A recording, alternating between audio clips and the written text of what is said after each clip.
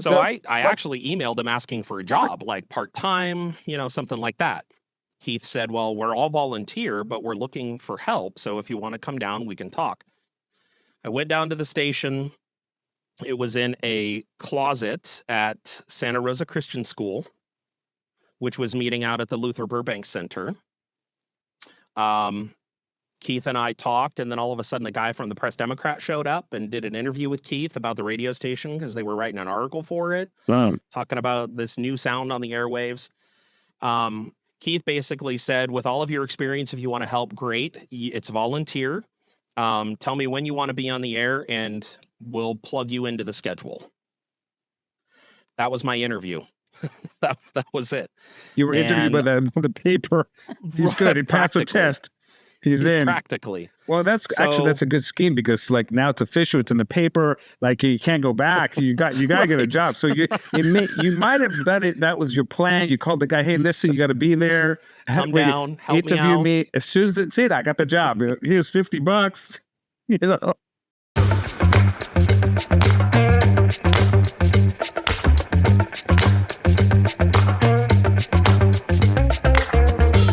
Hello, my name is Costa Schuler, and this is In the Zone with Costa Schuler. This is my 4th episode with my good friend, Chris Kuhner. I met Chris at when we were working together at, he was a DJ at the radio station in Santa Rosa called Broken FM. He's a sound guy, so like we're going to explore all kinds of stuff today. He's on the road. He's with his wife, and they're traveling. His wife is a nurse, and so this is an interesting adventure. I think you have a couple of kids, right? I do. Two girls. 2 girls. So we're just going to open up and, see what happens and, open up how we met and stuff. So welcome to the show, Chris. Thanks, man. I really appreciate you thinking of me and having me on. It's going to be a lot of fun. Yeah. I mean, it's funny how people pop up. As I started doing this, people started popping up like, oh, you'd be a good guy to have on the radio, on the show. So, and you're a DJ. So we met at this thing called Broken FM. What was that all about?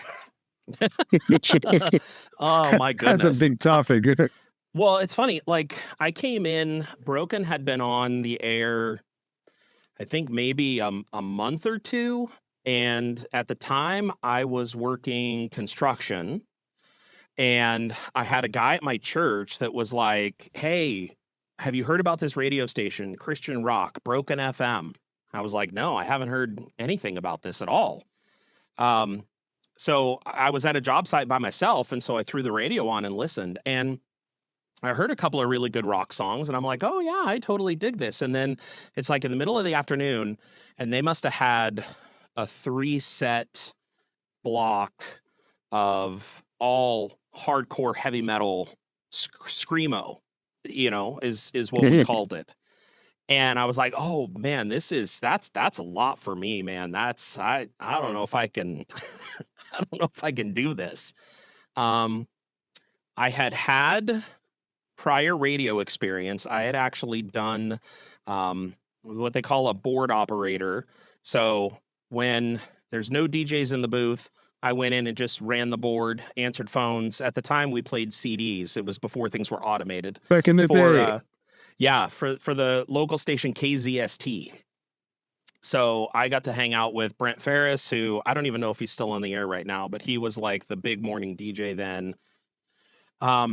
So I did that for a number of years. I wanted to get on the air, but they felt my voice was too young sounding for their audience because my voice didn't hit the soccer moms. Was that was who they were gearing towards. Not literally the soccer moms, all the moms in the vans driving their kids to school and stuff like that. So I gave up on my radio dream for a long time because the only you'll get a kick out of this. The only station that I could have potentially gotten a job at was called KSXY. They were known as Sexy. Oh no. Well, I attend church regularly. I can't be telling people that my job is working for Sexy, the radio station. I didn't feel like that would fit. We need to pray for you, Chris. I mean, exactly. That's exactly right.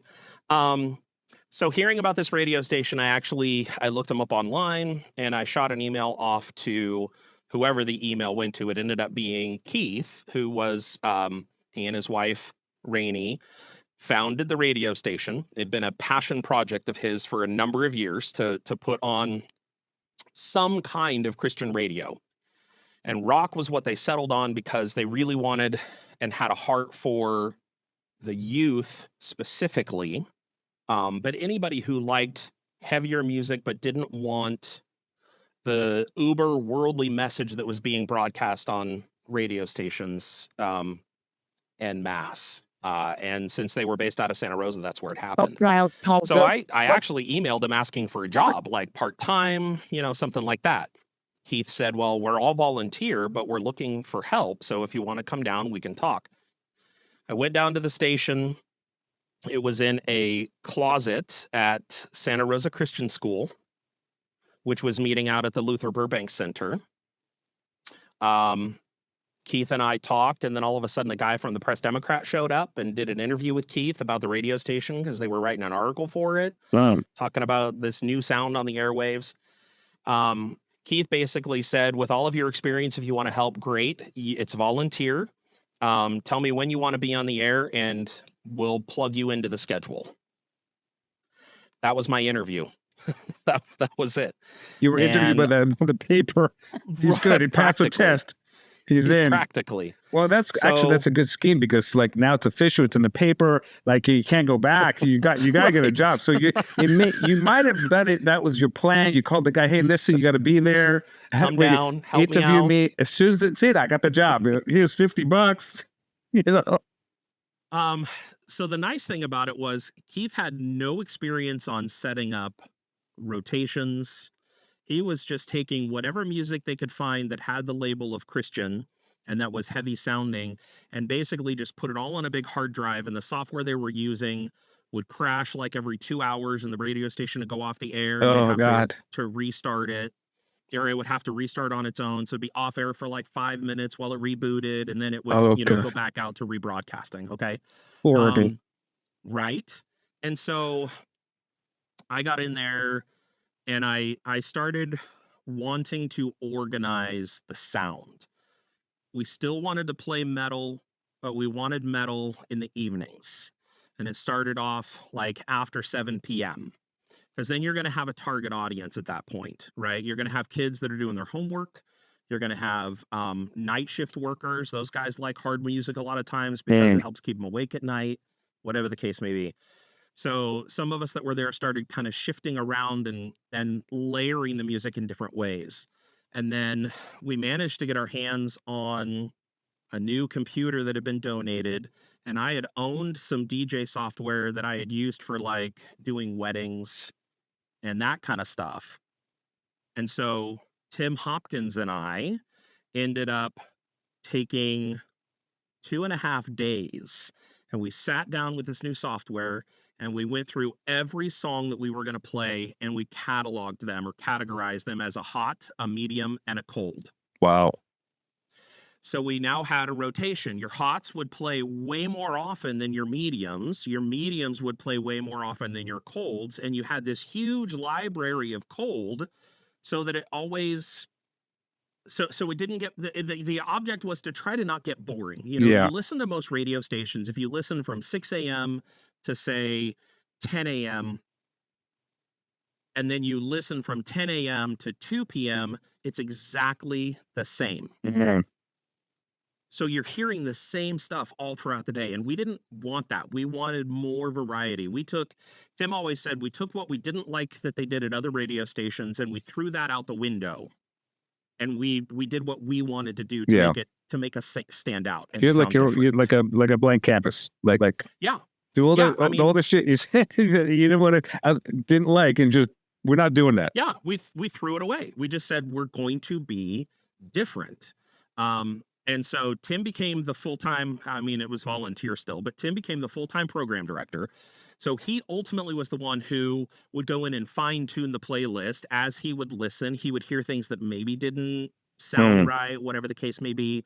And he would, so he would make tweaks. If there was new music that came out, he would add the new music in. He would move stuff out of the hot into the medium, out of the medium into the cold.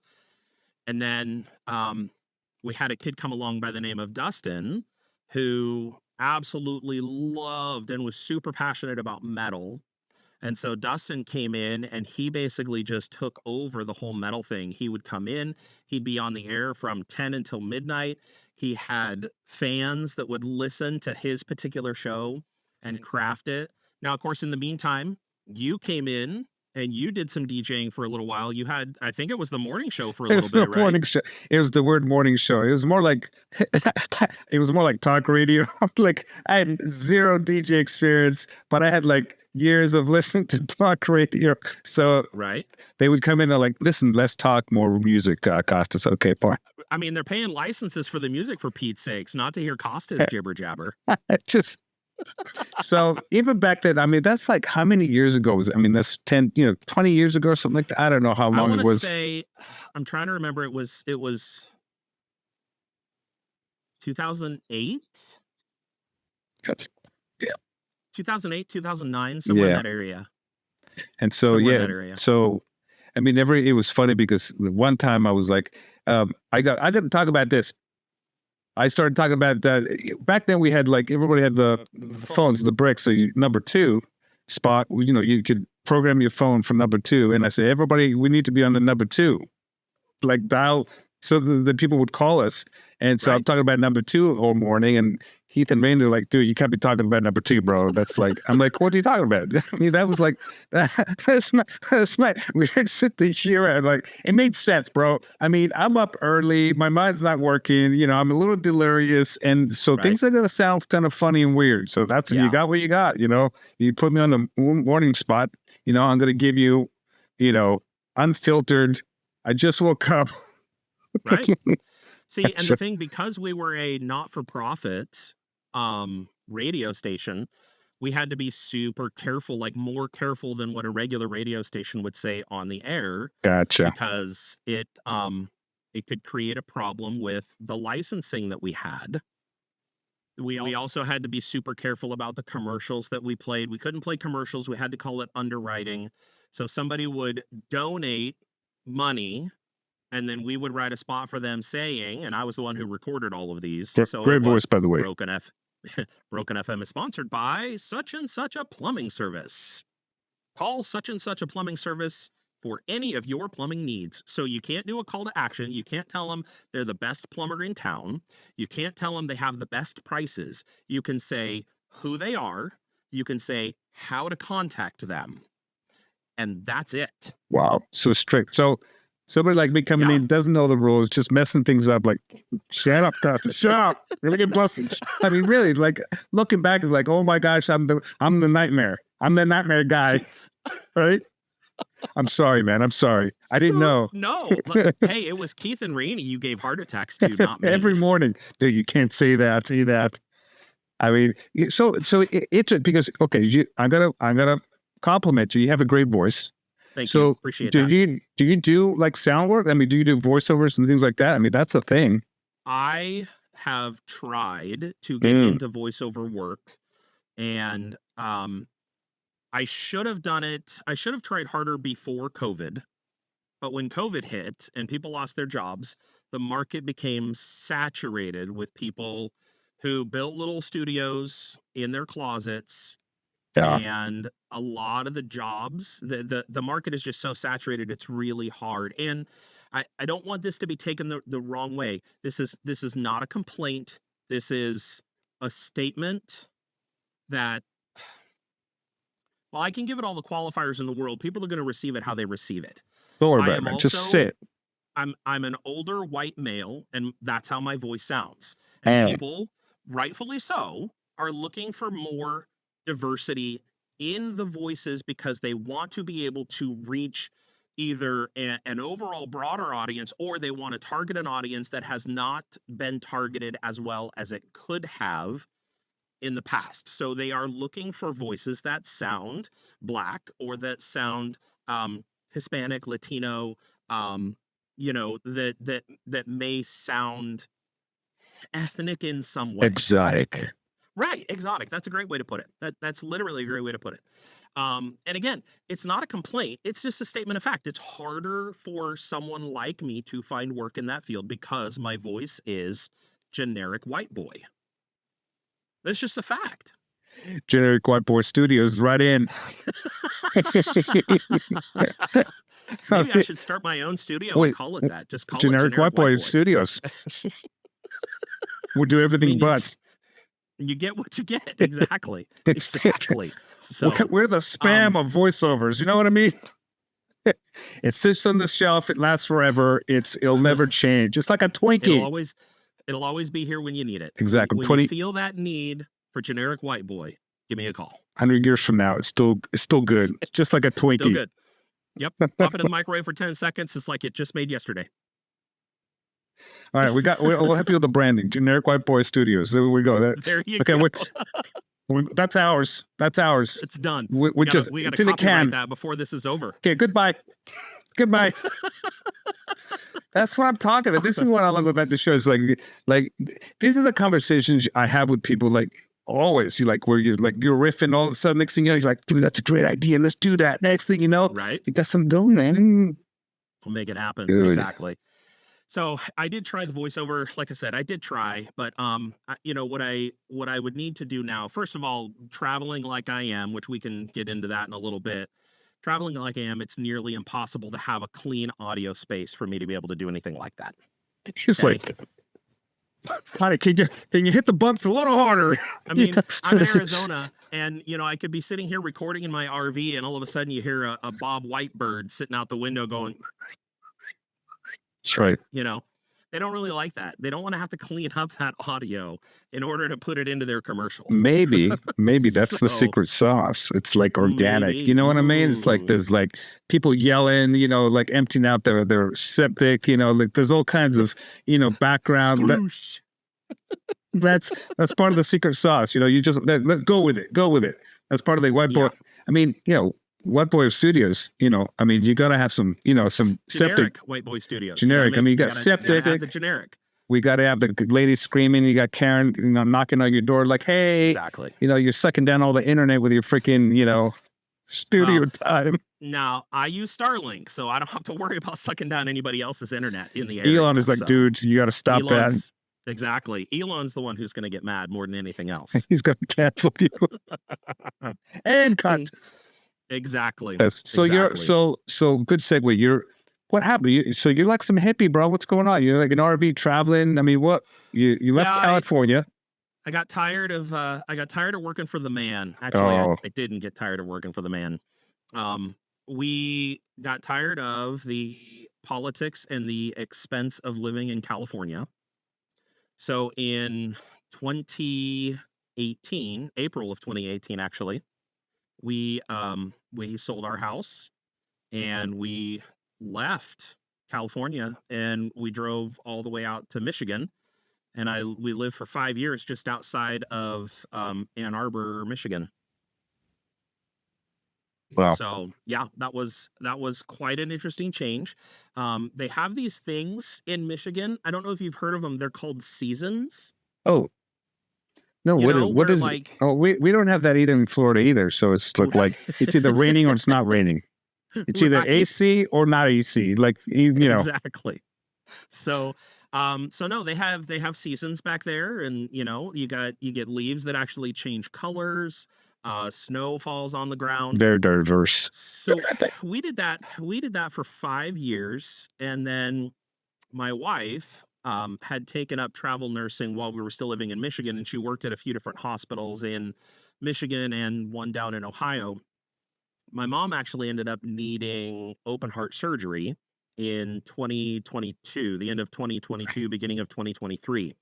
She needed to have a triple bypass. Wow. And somebody needed to be able to take care of my mom. So my wife got the idea that she would see if she could get a travel job back out in California at a hospital out there. And when she wasn't working, she'd be there to care for my mom. When she was working, my brother or my sister would come over and help out, but they both had jobs that they couldn't give up. They needed that extra hand. So she ended up getting a job at her old hospital, Sutter Medical Center, and she went back there, spent 8 weeks working at the hospital and taking care of my mom while she was back there. She read a book about this little cottage on the beach, and she just was feeling that stirring that She was kind of done with Michigan. Hmm. And, I was okay with that just simply because I hate snow. So this was my opportunity to get away from snow. So I went out to visit for a week while they were out there because I had to stay back in Michigan, take care of the dogs. I still had to work. And when I went out there, she's talking to me and she goes, would you be opposed to maybe selling everything we have in Michigan and moving to like a beach town somewhere and getting like a little cottage or something smaller and just, being out at the coast or something like that? And I said, what I told her is I wouldn't be opposed to thinking about it. And then she goes, well, since I've gotten you this far, would you be opposed to maybe buying an RV and traveling around the US? She set the trap for you, didn't she? She did, 100%. Well, so here's the thing, and you'll get a kick out of this because you've been married for a number of years, so you understand how your wife works, okay? I told her that I would be willing to consider it. She didn't hear the consider it part. In her brain, I said yes. So I fly back to Michigan and her wheels are turning on how this is all going to play out. So by the time she comes home, she's already left Michigan. She's ready to be gone. She already sold the house. Practically. I'm like, why is my stuff on Craigslist? What's that? As you're landing, you get notifications for cool stuff on your Craigslist or Facebook marketplace. It's like, hey, that's dead.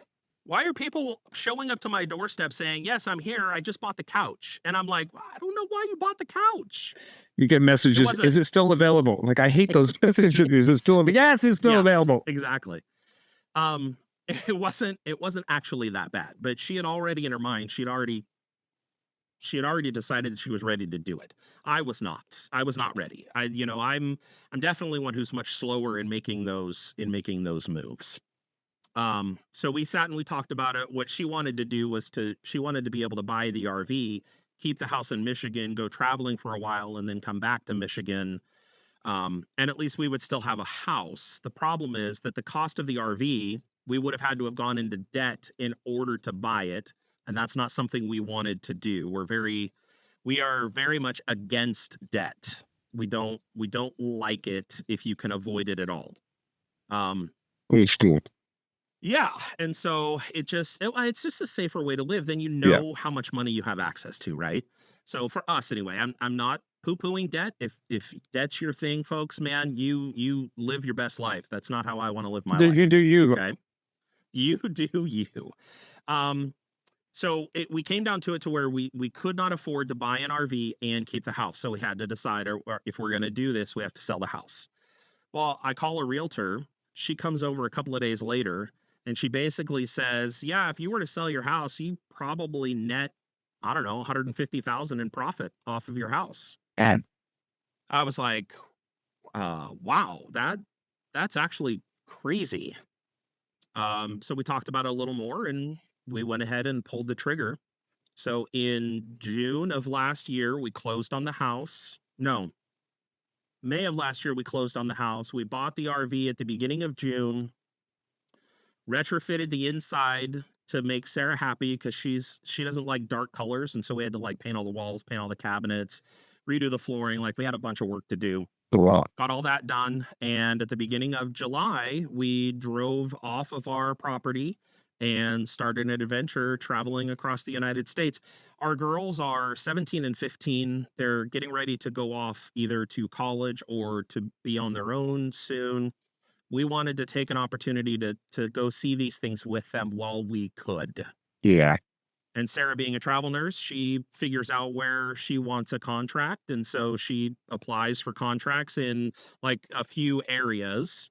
And then if she gets one, that's where we go and we stay there for like 13 weeks. And then we take some time and we travel a little farther. And then we get to the next contract and we do another 13 weeks. So that's why we're here in Tucson is she managed to grab a 13-week contract. And she only has another like 2 weeks or so on it.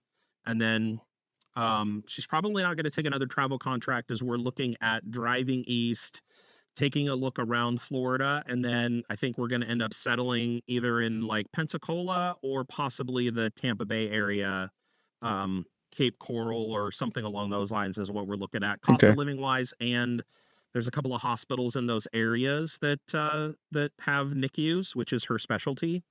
So it'll. So I mean, it's good because there's lots of clients. I mean, this is the birthplace of Florida Man. So as long as the Florida Man every day, you're good. Well, so she works with babies.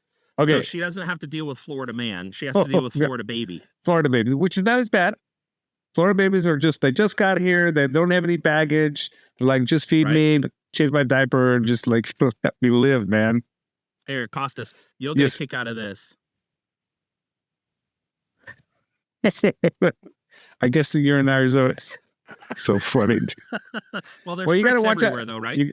What? Yeah, absolutely. Especially South Florida. South Florida is more like North Cuba kind of thing. That's what they call Miami. It's North Cuba. It's crazy. That's where you are? You're down at Miami area? No, I'm in Fort Lauderdale, which is, on paper, it's about an hour north of Miami. Okay. But in reality, it's about 3 hours away. It's really, traffic's kind of crazy. Listen, I'm telling you about the traffic, bro. People here have an interesting way of driving. It's like, it's organic. I mean, it's like there's rules, but however, you sort of make your own thing going because there's different cultures that come here. They bring their own kind of driving styles, and then this is I would say this is the U-turn capital of the world. Like people have no patience. Like you're in a stoplight, it's red, and right before it turns green, they honk at you because they want to make sure you're awake, to make sure you're aware that it's about to turn green, and if it turns red, there's at least like 3 or 4 cars going through. So if you're a pedestrian, like old people looking out for other old people to make sure that. No, this is people looking out to. They're in a hurry. They got shit to do. Okay. I mean, again, if you're a pedestrian, please, wait 1 beat, 2 beat, 3 beat, 4 beat. All the cars go by, and then you can cross at your own peril. Just you gotta. It's crazy, dude. It's crazy. Oh my word! That's amazing. Every red light, there's a car goes by through it. Just like, hey, I gotta go. It's like that's amazing, crazy busy. So, anyways, that's I'm giving you the heads up. And by the way, don't use your signals because it will trigger somebody. So what you do? No, absolutely. What you do is you take the lane, you change lanes, then signal. Oh, you'd be like, oh, by the way, here I come. I'm into So because they're gonna want to get in your lane and not let you in, so you gotta kind of spring it on them. All right, that's good to know. All right, that's good to know. Thank you. Getting the lowdown of Florida driving. Oh yeah, and then God, when I drove across country with my buddy to help me move here, I come into Florida and I see, like, I'm a graphic designer, so I'm triggered by Comic Sans, obviously, like any good designer would be, and so I'm seeing these billboards in Comic Sans. First thing I come to, welcome to Florida. Here's the Comic Sans. I'm like, listen. I told my buddy, listen, take the number. Memo? No, I told my friend, take the number down. So I'm going to call them up. I'm going to do them a favor and help them out with this. Pro bono. It was it's like all the way down Florida. Comic Sans, strip bar, Comic Sans, strip bar, Comic Sans. It was like the two billboards. It was like a pro-life billboards with the Comic Sans, and it was the stripper, like gentlemen's clubs. Like one app, like it was like, at least they coordinated, they did like one after, Right. You know what I mean? It wasn't like all the same. It was like, back and forth. So it was, well. I mean, I don't even think comics use Comic Sans anymore. I don't even know. I've seen some. Not even. I've seen some things. I've actually had a client who sent me something. It was like the free report, and it was in Comic Sans. I called him up and said, listen, I'm going to just donate my time to help you to rid the world of the scourge. I did it for free.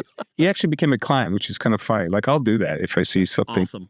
That's awesome. That's my ministry. Oh, man. So that was great. So you have all the gear. You're a sound guy.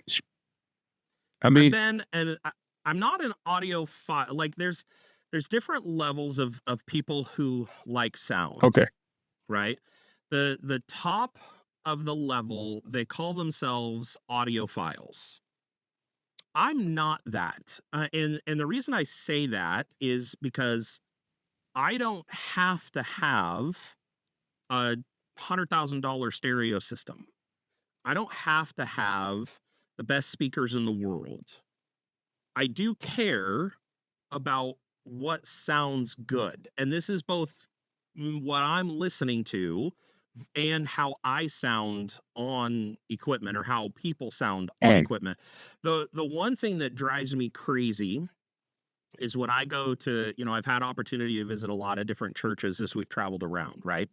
And what drives me crazy is churches that don't take their sound seriously, because you have a message that you are trying to share, but it's not going to sound good when you're talking into a microphone that sounds like this. It's not something that it's not going to do well, right? Just point blank. And, we were at a church in Monterey. Sarah had a contract in Monterey. We were there for 13 weeks. And like the second week in, I'm noticing it's a very small church. And so I'm sure they don't have very much budget. And I'm guessing that all of their sound staff is volunteer. They're probably button pushers, which is fine. Like, loads of churches need that, right? You have to have people that are willing to sit in the booth and that are willing to push the buttons. But a couple of training episodes gives them the tools they need to be able to make adjustments. These guys, there's feedback happening all the time. The way they've got their mic set up with their speakers is not really that functional. And so after a couple of weeks, I went to one of the guys and I was like, hey, I got a lot of experience doing sound. I've run sound at churches. I've done live shows. I've DJed. I've done all of these things. If you want, I would love to be able to just come in and just see where your guys are at and help you out. Hey, do man, this. that'd be great. So you're doing a little, exactly. So you're like, okay, new business idea. So you're traveling. It's like you're doing what do you call it? Workshops, sound workshops. You're a traveling workshop guy. Sound. Right. Except I'm going to stop traveling soon. Yeah. So, but I missed my opportunity. But wait, if you're in a location, you do a Google search and then you say, hey man, see, here's what happens is like a guy like you comes in, sets it all up, and it sounds great the first Sunday, the second Sunday, the third, but the fourth Sunday, it's like somebody tweaked this, and they did this, and they're like, and just like it's a big mess. And then because they're not listening to the sound, it's like almost like the settings become the standard, but it doesn't make, because you're always having to adjust. Yes. Because you have a different speaker. The pastor is not always the same guy every single week, right? You're going to have weeks where there's going to be a guest speaker. Your guy leading your worship time, your singers and all that kind of stuff, they're going to rotate through. It's not always the same person every single time. They're moving stuff around. Exactly. People need time off. They can't work every Sunday. They need a break now and again. So you have to be able to make those adjustments, and you have to be able to know where you were so that you can set it back to close enough for when the pastor or the musicians do come back, or they're on a rotation where, week one, it's John and Mary, and week two, it's Steve and Sally, or whatever the case may be. You got to know where those settings are so that you can go back to those settings to be able to recreate that experience as close as possible. But I told him, hey, I'm willing to do it. I got a lot of experience. I won't even charge, I'm not asking for money to do it. I'll do it just because I want you guys to be able to put out a good product. And they never called.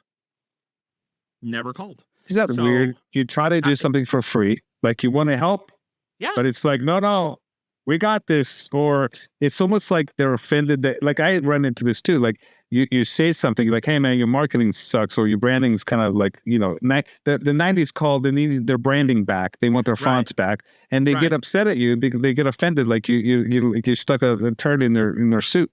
You know what I mean? Like, Nobody get offended, like told. Yeah. Nobody likes to be told that they're not doing a good job. But I mean, I'm not even saying, like, I didn't even say it like, hey, you have a problem and I can fix it. I said, hey, I've got a lot of experience. If you are interested, I would love to come and just chat with your team and see where they all are and see if I can help. And I never got, and I don't push. There's no reason for me to push my way into it, because it's not worth it. I don't want them to feel bad, and I don't do it for my own ego. I do it because I genuinely want to help them be better. Because you hear stuff like you've been involved with sound for like how many years? Like I you hear started stuff. running sound when I was 15 years old. Oh my and gosh. I'm 52. So you can do So- the math. I don't math. I'm too old for that garbage. It's all cap. But I've been doing sound for a long time. And and again, like, I'm not saying I'm the best. I'm not saying that there are people out there that aren't as good as me or that I'm better than everybody, anything like that. I know what I know, and I'm willing to help in those instances where people want the help to be able to make it better. But I'm not going to force myself. If you're happy with the way things are for you, that's great. You know, we used to have missionaries that would come and speak. And I always thought it'd be great to do a business of going out to these different missionary agencies and helping teach microphone etiquette to these missionaries, because you get these guys and everybody's got wireless microphones now, right? You got the Shure Beta 87s or whatever the case may be, right? So you got all this stuff. And then what they do is the antenna sits down here at the bottom portion of the microphone. Well, so what does the person do when they grab hold of the mic? They grab the very bottom of the microphone, which cuts off the antenna, which means that they're cutting in and out, and they think the microphone's a problem. Okay, because they're preventing the signal. They're preventing the signal from getting out. Okay. Yeah, it's a radio wave, and their hand is blocking the signal from being able to broadcast, especially if you're at a bigger event, like a bigger sanctuary or arena, whatever the case may be, right? So you've got that going on. The other thing that they do is they put the microphone down here at their belly button. So the sound guy is trying to crank that volume, crank that gain. Well, what happens when you crank the gain? You get feedback. And so you want to tell these guys, look, you got to have that microphone. Like what I was always taught is if you do your thumb and your pinky and you put it right on your chin, that's where your microphone should sit. Okay. Now, some microphones have less gain, so you got to go a little quicker. Some microphones have more gain. You can get away with a little farther away, but the average is about like that.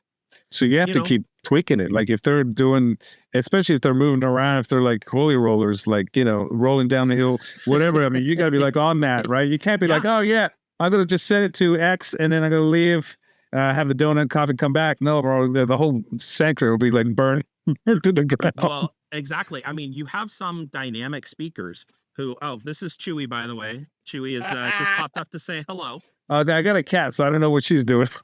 You've got some people that are dynamic speakers, and so they'll talk really quiet and then they'll get really loud. And if they're wearing either a lav like me or they're wearing, like a countryman microphone or some kind of a face microphone, typically you will have to, we call it riding the fader. You have to ride the fader. So when they start going quiet, you got to boost it up a little bit. But then you got to be on your toes, because at any moment they could decide that they need to really blast out a point. And so you got to be ready to pull it back. Yeah. You know, especially if I don't know if that, I'm thinking the South, it's going to be different than other parts of the, absolutely. Your hellfire and brimstone type preachers. I mean, it's coming down hard. Yeah, absolutely. It's like Dubai. It's coming down hard. Right. So, but that's the kind of stuff that it's stuff that you have to know, but it's also learning to use an EQ so that if you're getting feedback, you have to find where the feedback's coming from. And then you need to lower that frequency in order to get out of that feedback if it's high-end feedback, or you need to raise the frequency if it's low-end feedback. You've got to know how to find that stuff and how to tweak it in order to try to avoid that. Wow. And not a lot of people who run sound at your typical church, they're not trained that well. They are a body to fill the seat. And again, not a bad thing. But literally a couple hours with these people to give them some basic tools can make all the difference in the world. I mean, they're there once a month. If they go rotation, they got jobs, they're business owners. They're just like, they said yes to the pastor. It was like, hey, we need sound guys. And they couldn't say no. So they said yes. They don't want to be there. Trust me, they don't want to be there. Yeah. And my perspective is when I'm volunteering for this at a church, when I'm volunteering for running sound, nobody's ever going to take it as seriously as I do. I understand that for me. And that's fine. like, like I said earlier, you do you. Do it, do you. But when it comes to, so for me, church, the gospel message, all of that stuff is just super important. If you have distractions, people are going to miss the message. And if they miss the message, you've missed an opportunity to potentially change a life, Yeah. And so that's why I feel that it's important. Now, audio in and of itself is important in just about every other aspect of our life.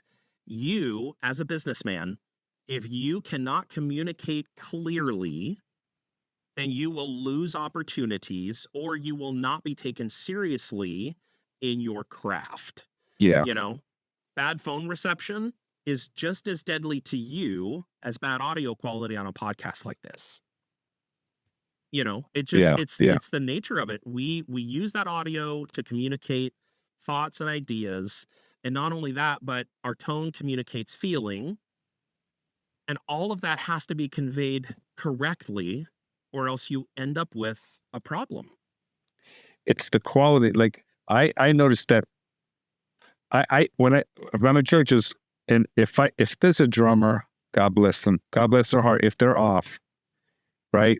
I can't think straight. I'm there, I'm distracted by the drummer who can't keep the beat or whatever. He's doing something weird. I can't. So if I'm doing that, like what's going to happen when you're distracted by the sound and it's not coming clearly? It's you miss it all because you're so triggered by what's happening or what's not happening that you just can't even hear. You get triggered by it.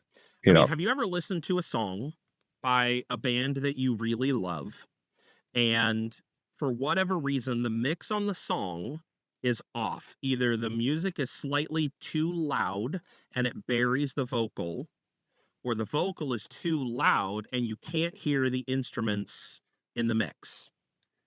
Well, man, that when you listen to live music, that is always the case. That's the worst. Live performances are the worst. Right. You can't hear the guitar player. The drummer's too loud. The drummer's always too loud, and they got to cage him like an animal that he is. And I don't like that, dude. I was playing at a church, and we had the cage thing. I don't like the cage. One time, I was in there, and I think I didn't have too much CO2 or something. I started having a panic attack. Like I was freaking out. Yeah. I'm playing, and I'm freaking out. I had to I literally just jammed out of there, just to get some air. So those things are a trap. I don't know. OSHA needs to get involved. I don't know what's going on. I don't think they're to code. I think there's there's oxygen meters they use in construction sites. I need one of those. They go in there and go like, "Hey, man." Oh man, I love it. The mask comes down. I love it. Dude. But that's, so it's always, audio's always been that thing. When working for Broken, we had the ability to take interviews over the telephone. The problem is that the equipment that we had noise in the background. There was always some sort of a 60 cycle hum, in the background. And it would drive me crazy to have to turn around and play that back on the air, because at the time, the tech we had could not remove that 60 cycle hum. I've got apps now that I can run on my iPad that I'll go in and isolate a little bit of that noise and sample it, and then it'll reprocess it out, and it'll remove 90% of that hum and give you a much cleaner signal. But back then, 2008, 2010, we didn't have that kind of technology. You were lucky that you had a way for the phone to get plugged into the soundboard to get on the air. And that's not even possible. No, that's crazy. That's just what it was. Yeah, that's crazy. Nowadays it's so, the technology, for me to do this podcast is it's like the technology is there. There's this app, it records it. You got the app, it's just, and it does some AI stuff. It actually does some sound stuff. I actually can bring it into Premiere and it does some of this stuff. But this is the first show I've done where I bought some lights, so I wanted to have a better quality light on me. And that's a whole nother thing. My next guest this weekend is His name is Lee Cummings, and he's a maker. So he's all about like the visual. Like I want to be ready for him when he shows up in my show. I'm like, dude, what do you think, man? I got some color in here. I got some, key lights. I had to learn key lights and filler lights, and then technicals. Technicals are the back stuff you see in the background. Yeah. I mean, I learned that on YouTube's. Yeah, it's really cool. Yeah. No, it's amazing. It's amazing, and that's the and the cost of that technology now has drastically reduced. I mean, the little microphone that I'm plugged into, that little microphone right there. This 10 years ago would have been in something that was this big. Wow. This little guy to do all that it can, and I've got a little wireless receiver that's just plugged into the USB-C port on my computer, and that's what's allowing us to be able to chat over the internet that's going up to a satellite and then coming back down to you. It's amazing. It's an amazing time, and it gives us opportunity to reach and connect and to do, but it's got to sound good. If your podcast sounded terrible, people are not going to listen.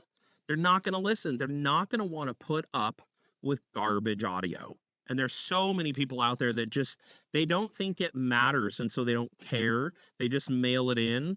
And I swear, man, audio, your video can be a little bit pixelated, and people are going to be able to tolerate that as long as they can hear what you're saying.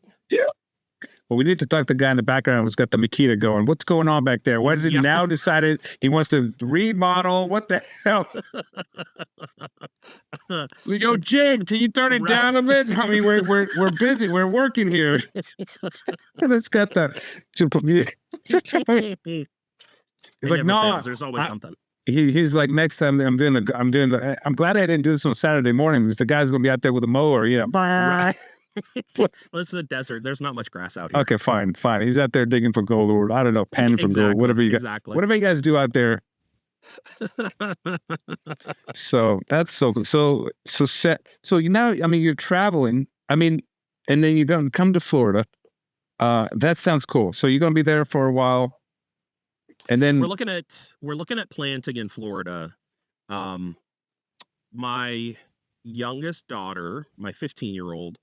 When we first started this trek, we talked to both of the girls about what we wanted to do, and they were both extremely excited about the opportunity to see new places, to do new things. But what we've come to realize is that my 15-year-old might possibly be on the spectrum. Okay. And there are some things that she needs in order to be able to function. And one of the things that she needs is a decent sized space that is hers. Hey. And we can't offer that living in a 35-foot RV. It's just not possible. Yeah. She needs to be able to go off on her own, to close a door and feel like she can't hear anybody. Yeah. When she needs those moments to process whatever it is, or to have the thoughts that she needs to have, whatever the case may be. And when we started this adventure, we told the girls, if any one of us decides at any point that we don't like this, we will stop. Hey. We may not be able to stop right away. It may take us time to get to a place where we can stop, but just know that we will stop if anybody is in that situation. And so she had the courage to go to my wife and say, I don't think I can do this anymore, Mom. I'm really to the point where I feel like I am crawling out of my skin because I don't have my own space. Wow. And because we love her, we are willing to figure out what to do to plant and get her to a place where she can thrive. That's cool. Yeah. So while some of us are disappointed about stopping because there's still lots of places that we haven't seen yet, we would love to be able to do it. I'm not willing to risk her mental health to do what I want to do. I don't feel like that's being a good parent. I feel like being a good parent is making the necessary sacrifice so that your kid can grow up to be as well adjusted of an adult as is physically possible. give her the tools that she needs to be able to figure out how to succeed however she wants to succeed. So That's, it just, she's communicating what she wants, which is like, if you have parents that you can't talk to, then those kids are not communicating with the parents. right, So the fact that she's doing that, she feels safe enough to say, "Hey, Dad, this isn't working for me." That's huge. That's a huge, big step. Because then she knows that she'll be heard, and she'll be like, "Oh, stop! You get over it. Deal with it. You're not doing that. You're like, let's talk about it. Let's figure out a way to make it work for both of us." And that's huge. And I think those moments will be forever imprinted in her life. Like she'll remember, like mom and dad, like ended their crazy, traveling show so I can have a better, you know what I mean? Yeah. So that's, because my daughter's, she's on the spectrum a little bit. So you have to learn to listen to what they're saying, because sometimes we all get like this. We feel something, but we don't know how to communicate it. So we feel like emotional, whatever.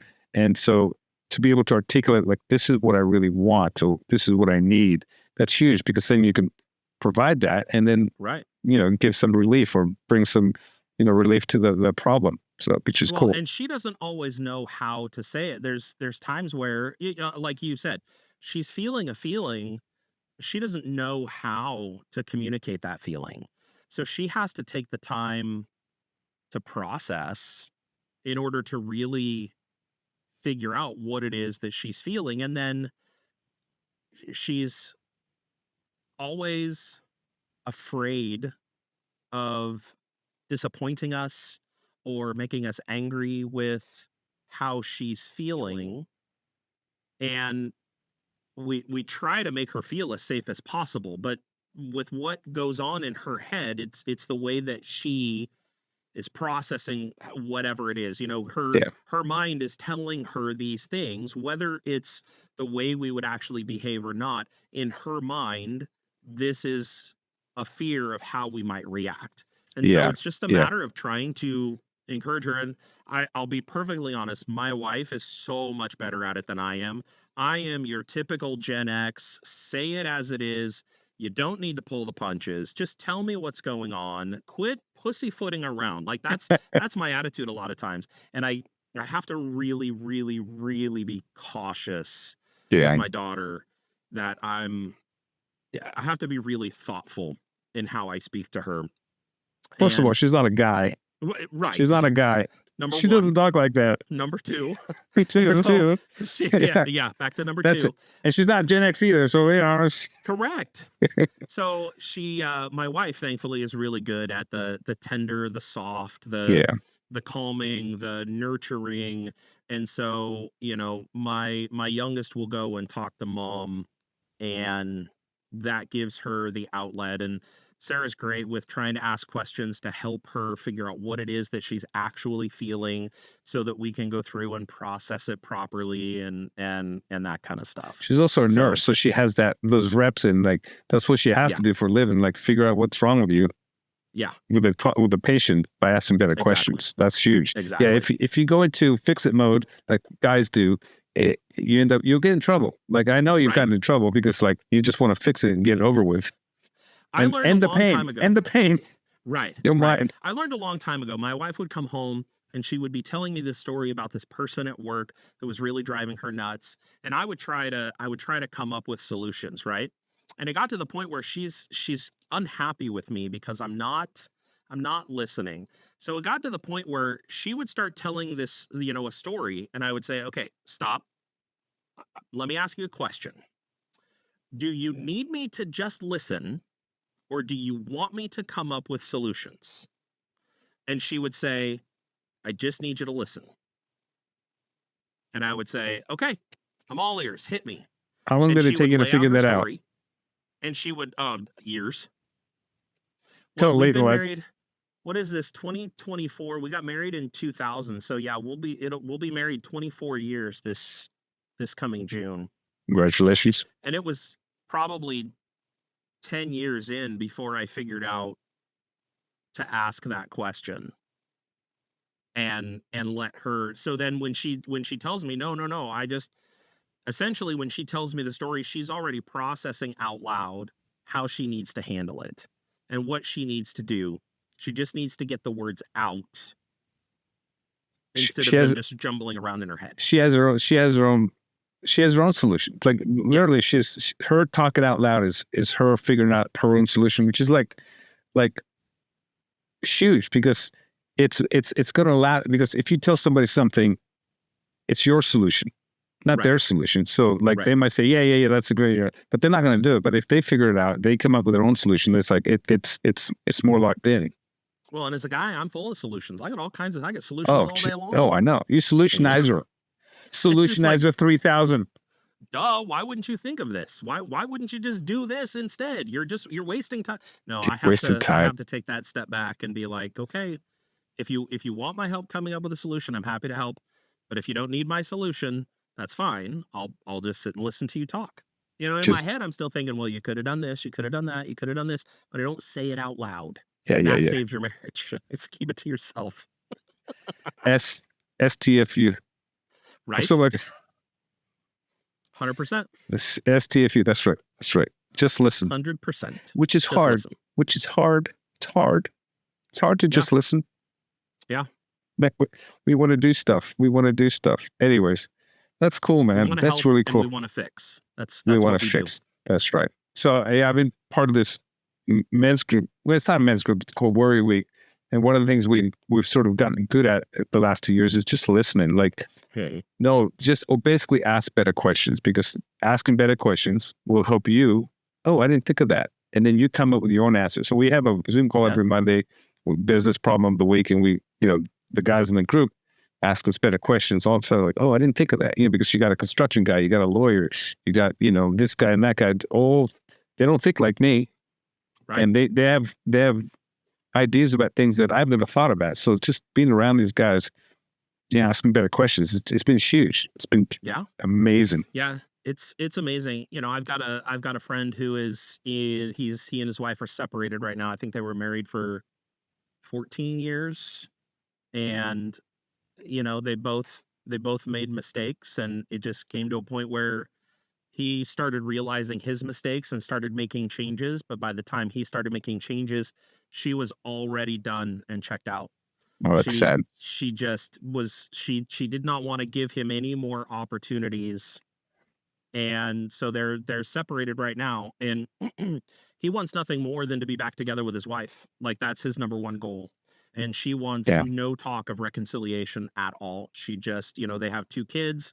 They're trying to figure out the whole amicable thing, and that kind of stuff. But it's just really hard. So he'll call and talk to me, and he'll talk to me about things that he's seen and things that he's heard, and talk about different ways that he wants to do stuff. And there's times where I will do what you're doing, is just I'll try to ask questions to say, well, what about this? Or have you thought about this? Is there this, or can you do this? And it helps him hopefully come to a better overall understanding of different aspects of things, and gives him some stuff that he may or may not be able to put into use in helping her, whatever that looks like. But it's hard. People go through hard things. It sucks. What makes the difference is if you lie to yourself or to others about the situation, then it's going to be much rougher. Like, telling the truth is one of the hardest things you can do. Yeah. And that's what we start with. So just tell the truth. Stop lying. Right. And so that opens up a whole can of worms, because most guys don't tell the truth. They hide this, they hide that, and they sedate, and, they don't want to deal with the truth. Like, what is the actual truth? Yeah. I mean, we have some guys in the group that are like, things keep coming out, and it's like, it makes things messier. The longer you hide things, it messes things up more and more. And it just keeps going. It's like a nightmare that you never wake up from. Yeah. Yeah. You know what I mean? So I never heard the story about how you found out about Broken FM. You just showed up one day. Oops, I do it. Just all of a sudden, Keith tells me, hey, there's this guy named Costas, and he's going to start doing a morning show. And then Costas is on the air. No experience. Nothing. Talking about number 2 all the time. I mean, I mean, I don't even know. I mean, I knew them. I think I knew them from church. I think that's how I met them. And then, Okay. I mean, that's the only thing I can think of. That's why I met them. Yeah. They're the weird South African couple. Oh, she's from South Africa. She is, yes. She is they're so funny. And I tend to gravitate towards interesting people. I mean, that's just how I am. So they're very interesting people. So, I got to talking to them. And then, Yeah. my thing is like, I like talking. And so it seemed like, and I've been into talk radio for this many years. So it seemed like, oh, that's how I am. If an opportunity comes up, I'm like, okay, let's try that. Like, I'm game. Like, and if if it's not the right fit, then I'm like, okay, I'm out. If you don't want me here, that's okay. Right. That's okay. Well, and it's always, it's funny because when you're doing things like that, especially things that are ministry based, it's really hard. There's a fine line when you tell people that you can't use them to where you can do it in a way that doesn't destroy them. And I think about all the churches that I've gone to and all the sound teams that I've been a part of and the people that are on the worship team, most notably singers who should not be on that stage. And so my job ends up being to keep their microphone super low. The dirty secret is out, dude. But it's because the worship pastor doesn't want to hurt their feelings. As human beings, we're, yes, I get not wanting to hurt people's feelings, right? I get that. I understand that. And I want to be sensitive to that. But at the same time, like you said a little bit ago, you need to speak the truth. You need to tell people the truth. And if singing is not where they are gifted, then help them find another place that they're gifted and let them serve there. Or do them a favor and release them so they can go off and do what they're good at. Because if by not telling them the truth, you're actually prolonging the pain.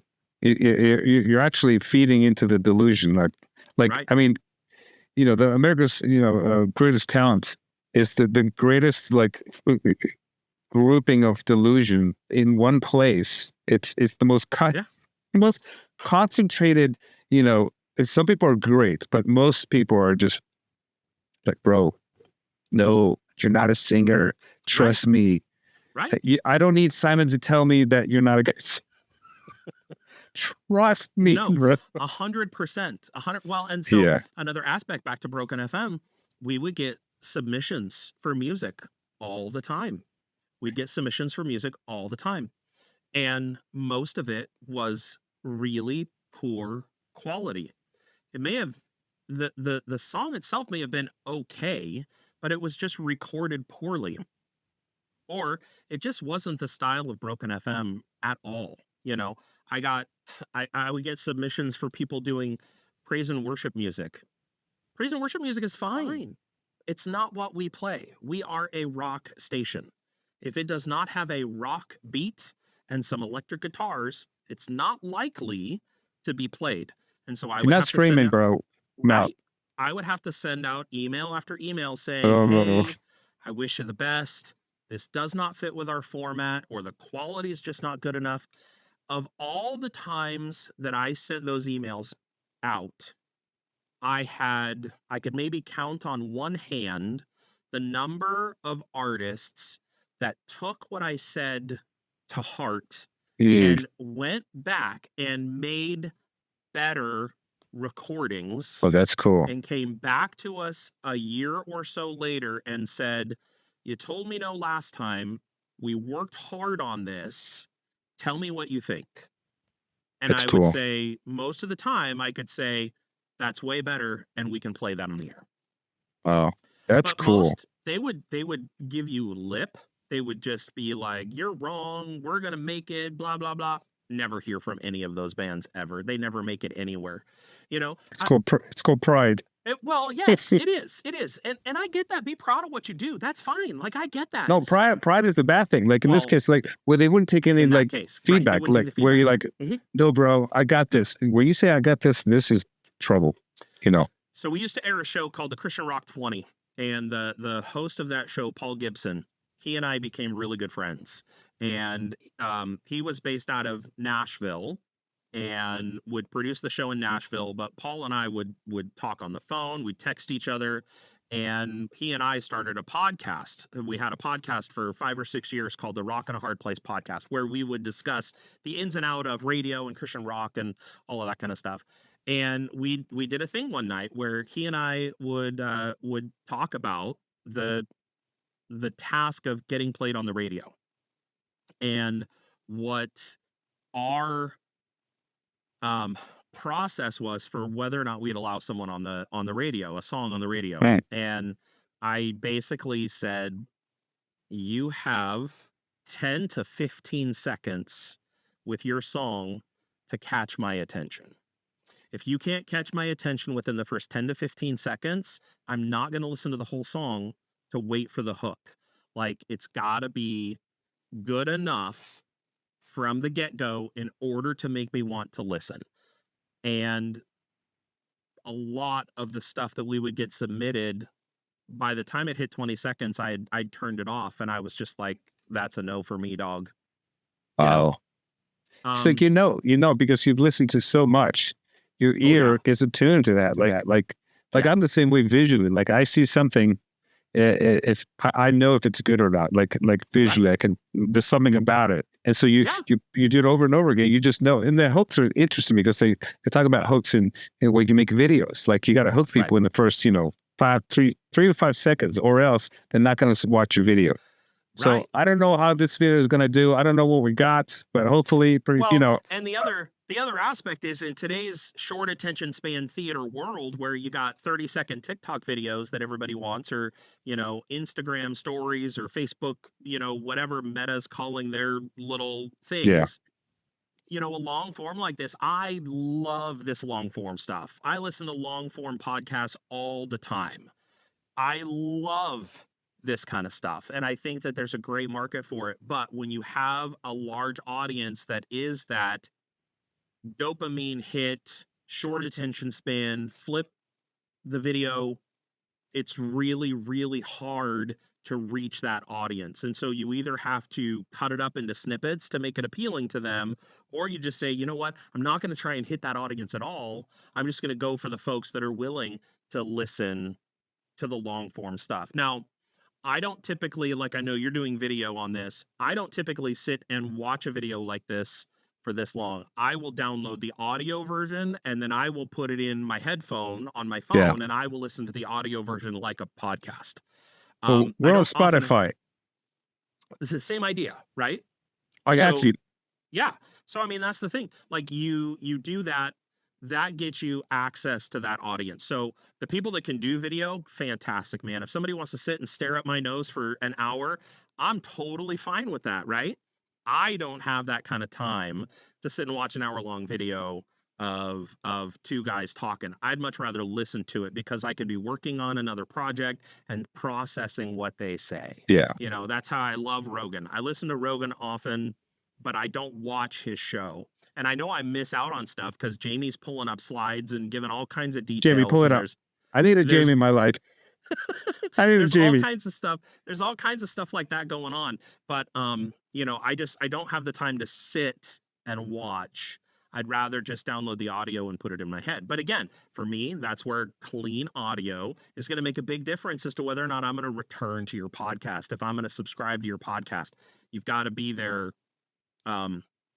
orally, in order to make it worth my time, because my time is important. Yeah. That makes sense? Totally. So, I mean, I listen to stuff all the time, but I'm doing it while I'm working and stuff. So it is an auditory thing. So if it doesn't sound right, the first two videos, the first two videos I did, I don't know, my setting was off, so my voice was off from my video. Right.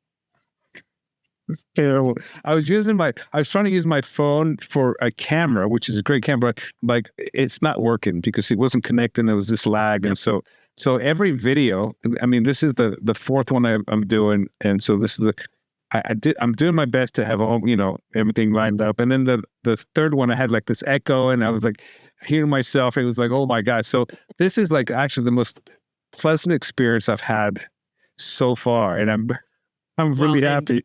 And your biggest challenge is not going to be with your gear. Your biggest challenge is going to be with the gear on this end. Yeah. Because you're going to have somebody who's going to be holding their phone, talking to you, and they're going to have their hand down where the microphone sits on the bottom of the phone. Yeah. So you're going to get noises of them moving the phone. The phone's going to wiggle back and forth. So like I have you on my laptop. I'm using my Chrome browser. Yeah, I kick the table once in a while and you see the camera shake a little bit. I'm trying not to do that. But I'm conscious of those things. I've got my wireless microphone. I got my little lavalier to try and give you the best audio, but not everybody has those things. Yeah. So that's literally going to be your biggest challenge is dealing with the audio and video coming to you from someone else. Yeah. And sometimes it'll be a great experience and sometimes it won't be a great experience. But ultimately, if the content's there, you're going to keep your viewers and you're going to keep your listeners because they're going to be interested in what you say and what they say and that kind of stuff. It's all part of the process. Yeah. It's just the process. I tried to do an interview with this one guy and he was, he didn't have the internet. So it was using his phone as a hotspot. And so it wasn't going well. So we listen, bro, you need to you said, listen, you get your own internet and you call me back. So it was fine.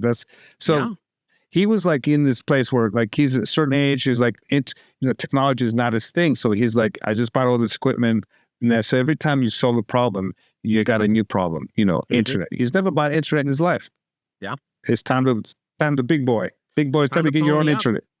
So that's interesting. It's interesting when, so this is a great learning experience for me because I mean, I get to do all the things that I love doing. Like I'm learning about video, I'm learning about light, I'm learning about audio, I'm learning about like branding and clips. I got this thing that's going to chop this up and I'm going to like push, the clips, 30 seconds, all that stuff. So, different, channels and stuff. So to me, it's like this whole big ball of awesomeness that I get to practice and do, I get to talk to people. Yeah. So. Right. Which, I mean, you're really good at talking to people. This has felt like super engaging and I hope that this is a huge success for you and that you're able to do it enough to where, even if it doesn't make you your millions, you're at least able to do it because you love to do it and you're able to put the time into doing it.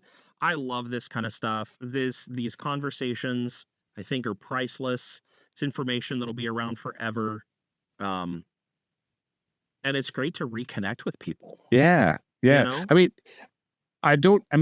yes, I have the aspirations, but ultimately what I'm learning in my life is like to let things go because letting things go is like allowing it to come to you more. It's like, I got a day job. I'm great. I'm making money. This is like a hobby. I just want to connect. I want to have chat. I want to talk to them, find out like how you doing. That to me is the most important part. Like, and you're on the road, you're a sound guy, you have all this experience. Like, if this show can cause somebody to say, man, I got to call Chris. I got to work with Chris. That would be awesome. Like that, to me, that would be gold. Like if someone calls you up and say, how do you get a hold of Chris? I need to work with him. He's the most awesome person in the world, blah, whatever. I got to have him on my team. That would be my wish. And if that happens, that'd be like, dude, I'm done. That's good. Yeah. But at the end of the day, even if that doesn't happen, you and I still had an opportunity to chat face to face and had a great time doing it. Yeah, man. Yeah. That's where I'm at in my life. I'm old enough to where I don't put a bunch of stock in just hopes and dreams. I have them. I'm not chasing them full on, maybe not as full on as I should be, but at the end of the day, I'm okay with how it works out. Yeah. If it works out, great. I spent 6 years working for one of the largest tech companies in the world. And while I didn't always agree with the politics that they Yep. espoused, I loved my job. I Mm. loved my job. Getting to take people who didn't know anything about the technology they were holding in their hand and either repair a problem or teach them something that they didn't know, that made my day. I loved it. Absolutely loved it. Um, but I never hold on to things too tightly because everything comes and goes in seasons. Yeah. And so I'm trying to figure out what is the next season. Yeah. That's what I'm looking for. What's the next season? And maybe it's something amazing and maybe it'll make me money. Maybe it's something amazing that won't make me money, but I'll be able to enjoy doing it. That's the We'll key. see I what mean, happens. I heard this one person say, it was just, what is it that you think about the most? Like he has I think it was her, I'm not sure. They're having conversation with people and they're trying to figure out what it is that they're good at, what's their thing. And the question was, what do you think about the most? And that was like a great question because that is the indication, or it's a sign that points you in the right direction. What do you think about the Right. most? Like right now, I'm thinking about this the most. Like Mhm. it's like Yeah. that's my personality. When I get into something, I get in it. Like I got into welding. I'd be watching videos about stick welding. Like, see, Yeah. my wife said, "What are you doing?" I'm watching welding videos. Like that's when I get into something, I'm watching welding videos like that. I'm watching the bead and how it's puddle and all that. I want to get that, and I'm practicing. And like right now, I'm watching all these videos. It's crazy about Yeah. everything to do with what we're doing. And so be able to be here to do this, it's like, to me, that's success because most people have ideas. They don't do anything. Like I've been Right. on these podcasts and there's people that have been doing it for years. And I realized like one lady was like, she has a laptop, but no microphone. And she's been doing it for years. I mean, don't you think like that's how I'm at? Like you've been doing this for years. Where's Don't your you think growth? Where's there's your no mic, growth? the echo in the room, whatever. She's like, Yeah. why didn't you think of getting a microphone or something? Is this not like, this is the 4th episode already. I'm like the lights. Like, Right. I like having you on because I'm like, dude, how's my sound? How's this? Like, I want to know, like how bad do I suck? Like, I want to know. Like, then next I'm gonna have Lee. He's the video guy. Like, how's my lights, Lee? I sent him a picture of I was messing around with the lights and I got the purple thing going. He's like, dude, that's good. That's really good. Like. That's how I am. I immerse myself. And like I'm watching the videos I'm doing. I try to get, the bill gets kind of like because my wife's like, "What are you doing?" I just bought some more stuff. I'm like, "Yeah, I had to buy some more stuff." Like when I bought a welder, I bought a $2,500 welder. That was just a welder. It's just a welder. I mean, because like I gotta have the right equipment, bro. And then we got the tanks. I gotta build the thing. But then you gotta have the 220 installed in order to be able to use the welder, right? So you gotta pay an electrician to come out. I might have done it myself watching video, but we're not going to talk about that. I literally just watched the video. I kid you not. And I hooked it up to the box. Like I opened up the box, shut it down, and I wired it, and I put a receptacle and had my big cable to the workshop. And, it was, I mean, OSHA, I don't know. Yeah, I can't guarantee any kind of compliance, but that's what So if we ever hear about a big fire in the Fort Lauderdale area, we call Costas. No equipment. I live in an apartment now. There's no equipment here. There's like, I mean, 3-bedroom. This is as much as I can do. This is the workshop right here. It's like, I was like, we got to reach out to Costas if we hear about anything burning in Fort Lauderdale. Costas, what do you need, buddy? Can we get you a place to sleep? What's going on here, man? Just call me Florida man. I'm out. Right. I'm out in the streets. I have a theory about Florida man. I think it's the combination of like drugs, dehydration, and that's it. That's it. Like if you're on drugs and you dehydrated, you're gonna do some crazy shit. I'm just like, that's my theory. I mean, you guys see naked guys wrapped around their tree and like, like how is that even possible? But when you add drugs and dehydration, which is really easy to do in South Florida, right. like I'm not surprised. Yeah, I'm not surprised this 100%. Is the birthplace of Florida man. Oh my goodness, that's so funny. It's so funny. But like you, I tend to when I find something new that I want to do, I tend to throw myself into it 100%, and that's much to my wife's chagrin too, because I end up spending money that I don't necessarily have. when I was doing the podcast with Paul, first I was using a hand-me-down computer, and I had like a little $20 input that I could plug into the USB port to get my microphone. And then it would sometimes it would work and sometimes it would not, and sometimes it would have issues and all of that kind of stuff. And then it got to the point where I was spending a little bit of money on different things. I bought a better microphone, I bought a better audio interface, I bought better headphones, I had somebody getting rid of a computer that was much better than mine processor wise, and so I would upgrade to that. It was all these things. Working for Apple, we had access to software that was not made by Apple, and so I ended up downloading this piece of software that I got for free, and normally would have cost me $60, and it allows you to have multiple inputs and different angles and that kind of stuff. Even if you don't have multiple cameras, you could do like lower thirds, and you could do audio and all of these things.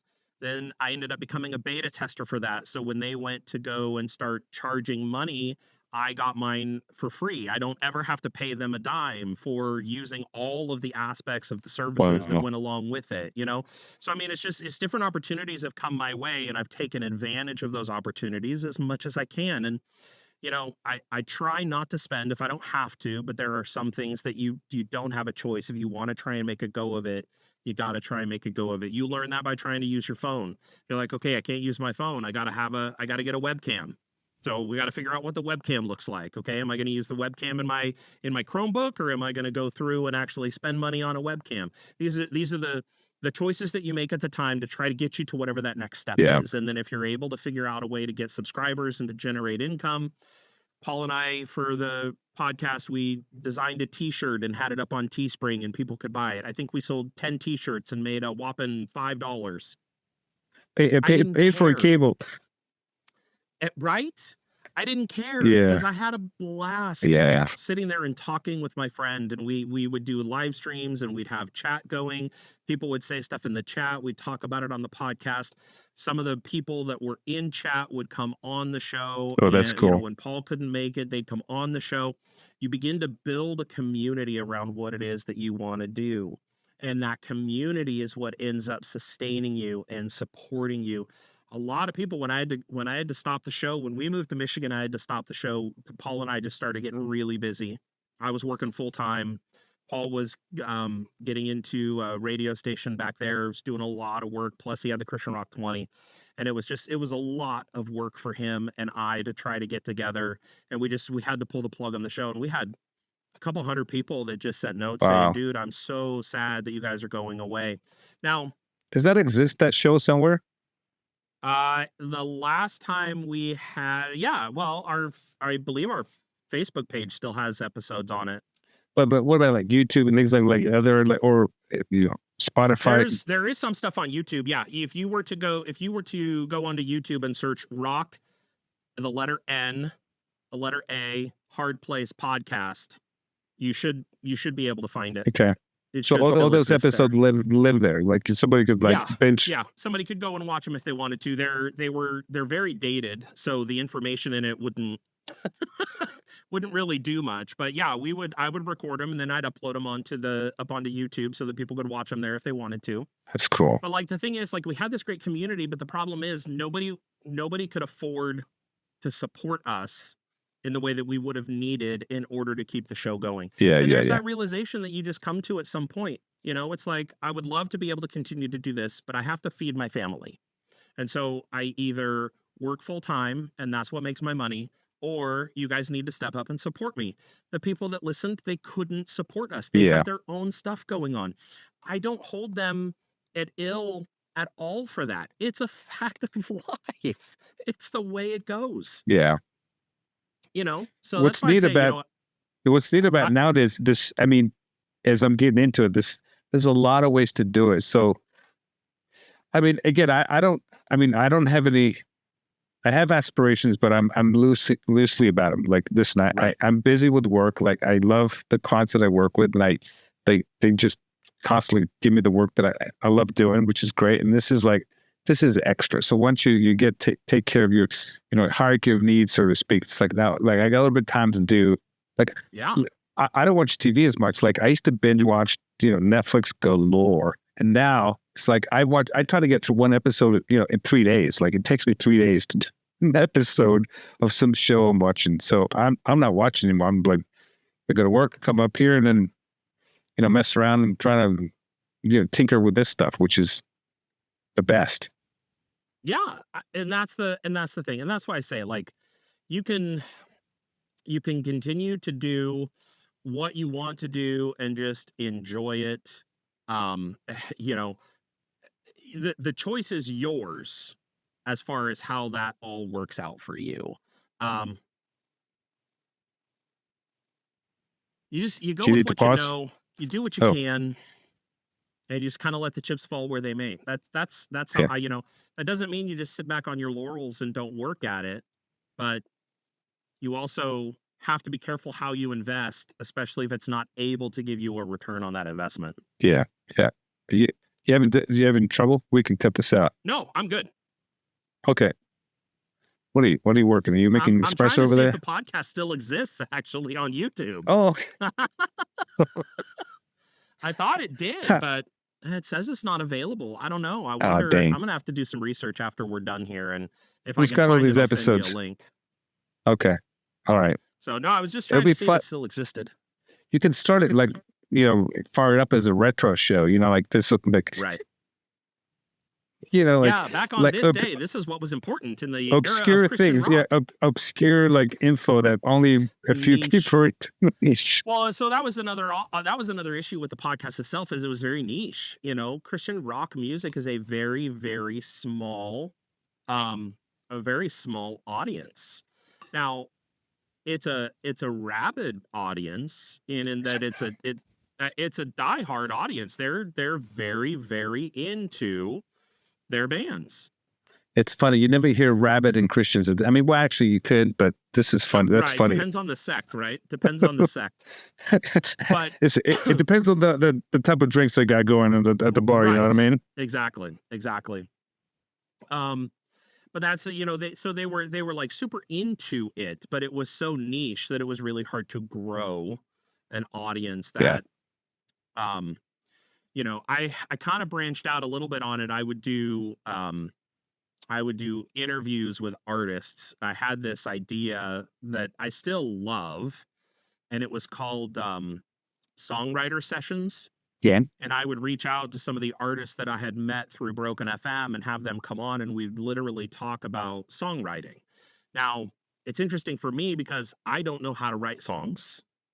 They do know how to write songs. So we get a conversation to where I get to ask from a layman's perspective about the songwriting process and how certain decisions are made and how much, Tim and I got to interview John Foreman one time from Switchfoot.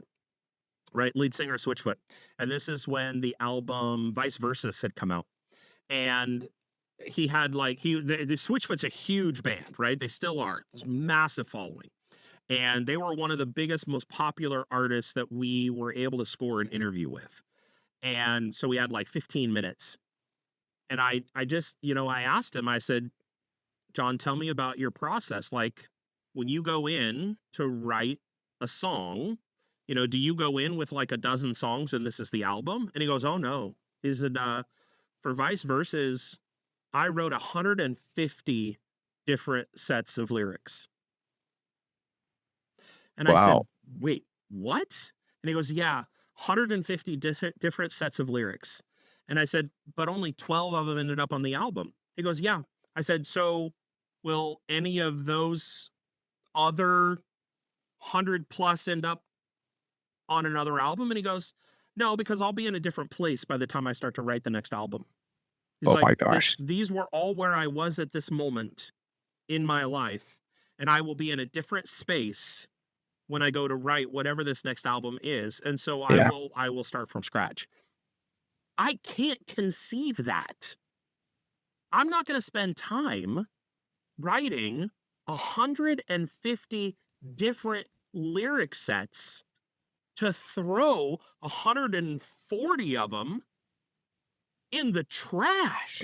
That's his process. Like he does, like he's not attached to the songs. It's just like, right. I've been journaling for 34 years. I have like 50 plus books.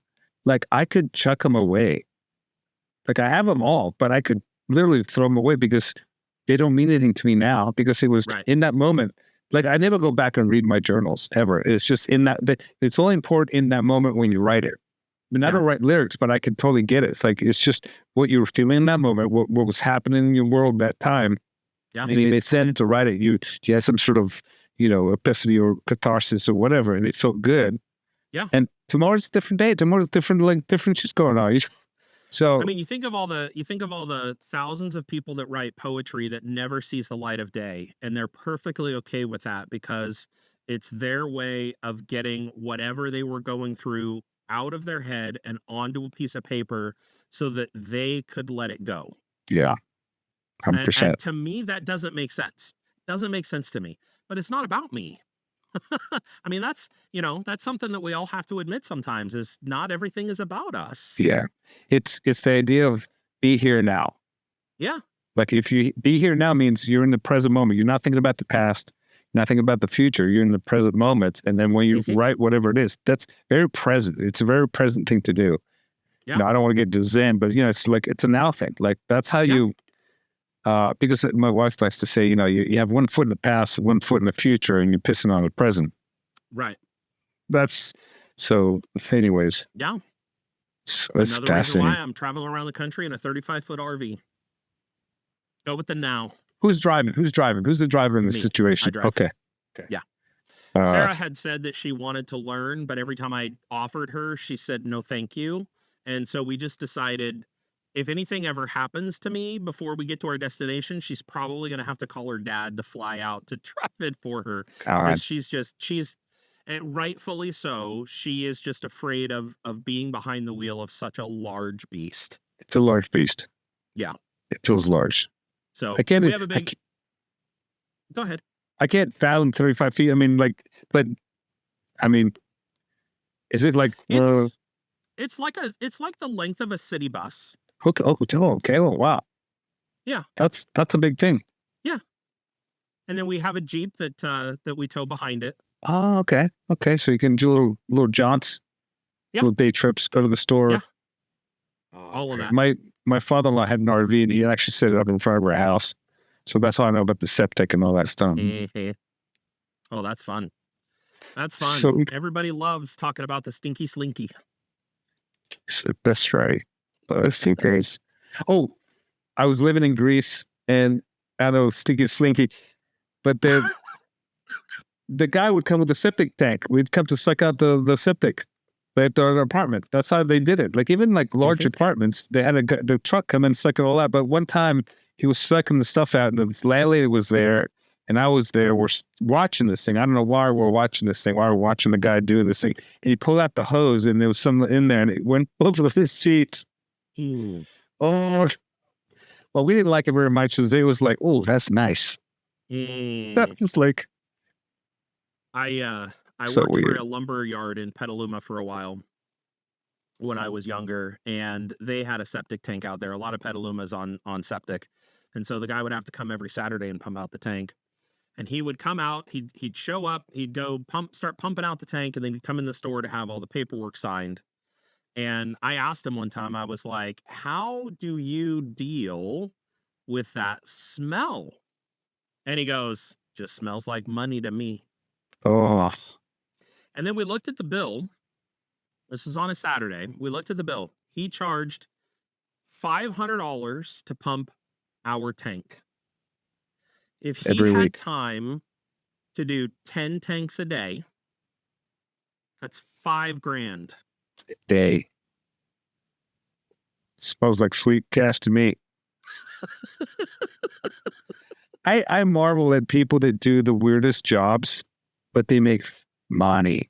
Like, yeah, like they're not like, because I get attached to like, oh, I'm a craftsman, I do this and this, but like there's some jobs are like dirty jobs. I respect dirty jobs. Anybody's done a dirty job, yeah, hats off. Yeah.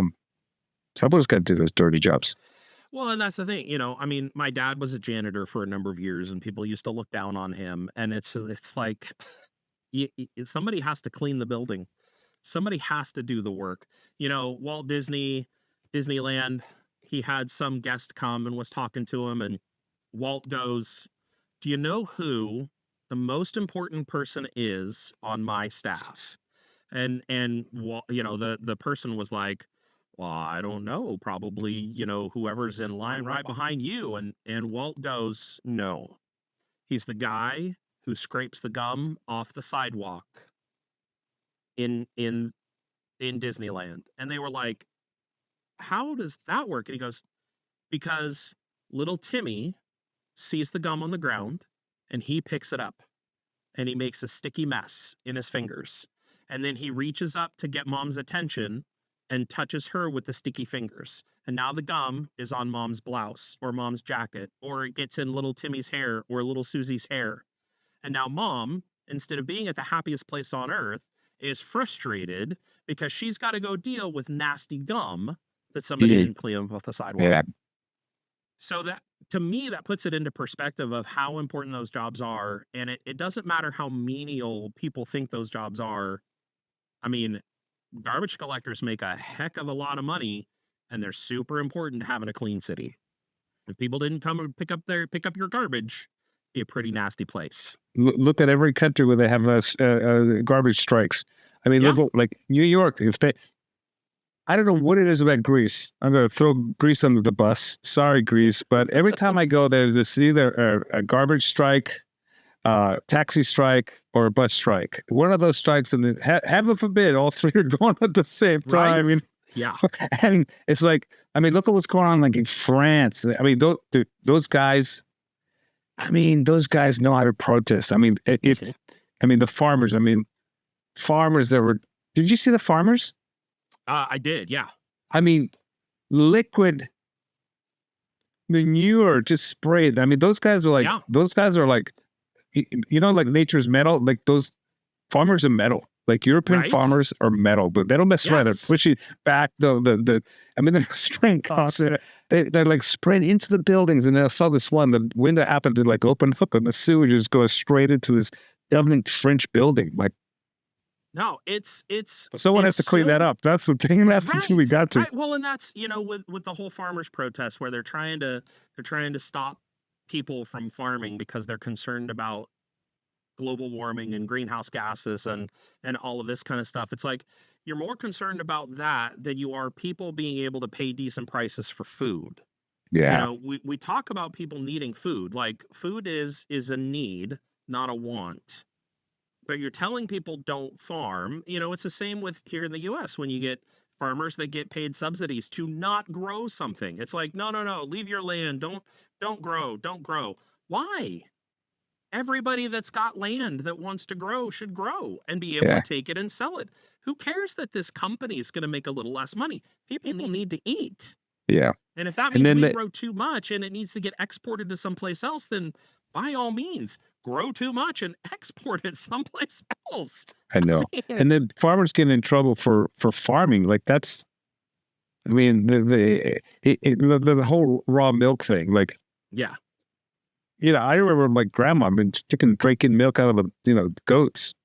Yeah. Spraying it right into the mouth, Yep. Like we survived. My mom's from Indiana. She used to have relatives there that had dairy farms, and they would go over and squirt the milk into the bucket, and they would take a swig of it before they dumped it into the pasteurizer. That was the norm. Of course, I grew up in a time where I would ride down the 101 from Santa Rosa to Novato in the back of my dad's pickup truck with no camper shell, no seatbelts, doing 55 miles an hour down the freeway. Yeah, buddy. That's the way to go. I mean, we did that like when I was going to the island, Greek island in summertime. We'd have to get up to the mountain where my mom's from. We're doing the same thing, but going up a mountain. So this like on a road that's like this wide. Oh my God, you're looking down. This is actually one spot, dude. You're looking down, bro. I remember. So we used to take this, like back in the 70s. We'd take a ferry ride from Athens, Piraeus to the island. It would take like 10 hours, like puking your guts out 10 hours. And then we go to this one port, and then we'd take the taxi all the way, around the island, all the way up to the mountain. One time it was foggy, and dude, we almost went off the cliffs. I Right. remember like it was, oh God. So anyways, Yeah. but now they're fast. Now it's like 3 hours. Now you could take the plane, but man, 11 hours on the ferry, just puking your guts out. The first, oh, it's just horrible, horrible. Oh my goodness. I can't Up. even imagine. Can't even imagine. So it was good times. Yeah, we grew up in a different time. We're like out in the street until dark, you know, and you came back when you heard mom yelling at you or something on the light, you know, it was like dark and so Yeah, I don't know. you had to be on the porch before the street lights turned on. You know, that was very much me growing up, drinking, couldn't go in the house, so we had to drink out of the garden hose that had been sitting in the hot sun, so you had to let it run for a couple of minutes in order to get to the good water. There's still that taste though, like that Oh, yeah. the Herbert hose taste. I Now mean, they there's have some special hoses. You gotta have a special hose that's drinking water hose in order to drink out of the garden hose anymore. imagine if you had a company where you sold water, but it tasted like a hose. Like that would be so cool. Like in a Man, very, the it's very like, memories. what do you call it? Artisanal water. I would Yeah. call it. You know, like Yeah. hose. Hose water. It became- You find a way to artificially flavor it like old rubber. and the bottle looks like a hose. It's a bottle, but it's like straight, but it's a big hose. You know, just, Big green with the yellow stripe going down it. that's right. That's right. And it just all comes out at once because that's how. And it actually comes pre-warmed, so you burn your face off. Come on, people. We got something going. I love Were it. you Generation X? Did you drink it? There's like lawsuits like, were you drinking out of a hose when you were young? Call, you know, so and so. And Right. there's Law a offices lot. of X, Y, and Z. X, You're entitled to a payment of nothing. Oh my goodness. nothing. Jack diddly squat. Did you use a ramp for your bike and hurt yourself? You don't deserve nothing. Deal with it.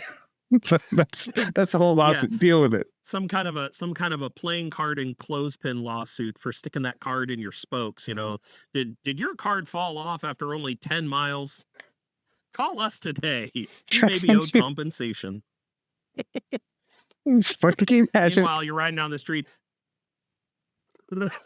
Did your buddy put a stick in your tire while you were driving and it caught? Yeah. Did you skin your wait? Did you man. like the pedals? Did you fall off? You slipped and it went up your shin? Oh God! Oh yeah, 100%. Oh God! I hate pedals nowadays. Your feet don't stay on them because they're so stinking smooth. Yeah, but they don't rip your flesh off like they did back in the day. I kind of wish that because I want my foot to stay on the pedal, it's less likely to do damage if my foot stays on the pedal. You know. We used to play with those in the neighborhood. There's this family that just keep growing. Like in Greece, like, you know, somebody married, they just built another part and they just keep growing. There's this family, and they had a grandpa was kind of like, I don't know, he needed a special like vehicle and it was rusty. And there was a piece of metal rusty. And we were playing on this thing and I like fell on this like metal. God. No tenders, nothing. I don't know how we survived all that. Oh my word. I mean, yeah. You and me both. You and me both. So when I was those were the days. When I was a kindergarten, we lived on the 7th-story building, and then we're building another building next to it. So like I'm in kindergarten, I get up in the middle of the night. I walk because we live on the roof. There's one house on the roof. I walked across the roof, went over the fence, and I was walking around this construction site, like no fencing, it's just concrete wall floors. Out in the middle of the night, I'm just like, doo-doo-doo. I told my parents like later on that that's what I was doing. We survived. We were feral kids. That's just how We're it all was. there. That's funny. So, what else? How do people get a hold of you? Like, if it's like, hey, I need to get Chris on my team. Like, do you have like a social? I mean, what do you do? Are you? I'm on Facebook and I'm on Twitter. Okay. Well, X now. I X, don't okay. post a whole lot, but I am reachable there. Nothing snarky. You're not. Nah. I comment on friends' posts and stuff like that, but I don't usually tweet much myself. I'm not into stirring up controversy if I can avoid it. You know, that's just not my nature. But yeah, so just it's just at C Kuhner on Okay. Twitter/X, or you can look me up. I think there's like 4 Chris Kuhners on Facebook that are completely unrelated to me, or 3 of them are completely unrelated to me, or just reach out to Costas, and Costas can put you in contact with me. Yeah, well, I'm gonna put all your links on this video on the YouTube Yeah. channel. No, And so that's if people want totally to get fine. all, if they need a sound guy, they need some sort of ticket. I mean, you have like so much knowledge in that. I don't see why somebody wouldn't want to. I don't know, just hey man, I need Yeah. Chris on my team. I don't know. That's the thing that's in my head. I'm like, I gotta get connected Chris with somebody out there. I don't know what it looks like, but I got. I'd love it. And it's, just so long as people are clear, like I don't do it to toot my horn. I don't do it because I think I'm better. I do it because I want to help. And if I Yeah. can get paid to help, to me that's even better.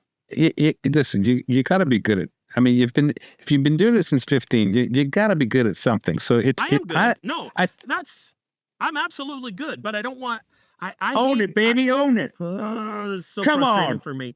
No, it's frustrating for me. It's like I don't talk myself up enough. I kind of play off a lot of that because I don't want to sound conceited. I don't want people to think that working with me, they're gonna be told all the things that they're doing wrong in like the rudest way possible. I don't want to be that person. You could be opinionated without being a total douche. You know what I mean? Like you could be you're like, right. hey, I'm good at this. I have opinions. I tell people, listen, I have opinions. If you want them, I'll tell them to you. Right. I usually ask for permission. Listen, you want my opinion? Okay, buckle up. There you go. You asked for it. Right. Exactly.